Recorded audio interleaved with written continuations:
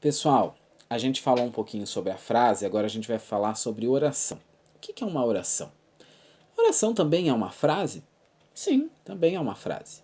Só que diferente da frase, a oração precisa ter um verbo nela, ok?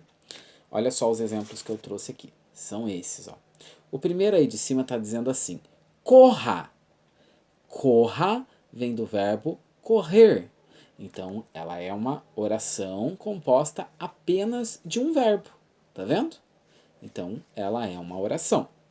A segunda frase diz assim, ó: esses doces parecem muito gostosos. Quando eu falo esses doces parecem muito gostosos, pode ver que eu até grifei aqui, ó, parecem, né? Esse parecem é um verbo, vem do verbo parecer, né? O próximo, chove muito no inverno, ó, terceira frase. Verbo chover. Então, por isso que é uma oração. Próximo, hoje comprei chocolate. Verbo comprar. Vamos caminhar amanhã. Verbo caminhar. Então pode reparar para vocês verem que na oração todas as frases ela possui verbo. Se possui verbo, é uma oração. Se não possui verbo, não é uma oração. Por exemplo, quando eu falo para vocês assim, bom dia, tem verbo nela? Não.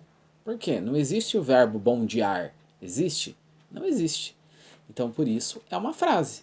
Então, bom dia é uma frase porque não tem verbo. Agora, se eu falo para você assim, corra, aí tem verbo, vem do verbo correr. Lembra lá que todas as palavrinhas terminadas em ar, ir e ir são verbos. Por exemplo, terminadas em ar, caminhar, escorregar, levar, né? Terminadas com er, correr, mexer, escrever, né?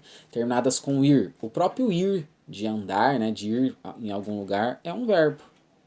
Então esses são verbos, normalmente terminados em ar, ir e ir, né? Os verbos de ação principalmente.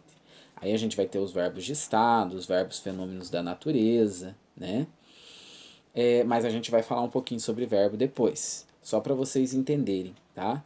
Que toda oração ela tem que conter um verbo e toda frase ela não precisa de verbos.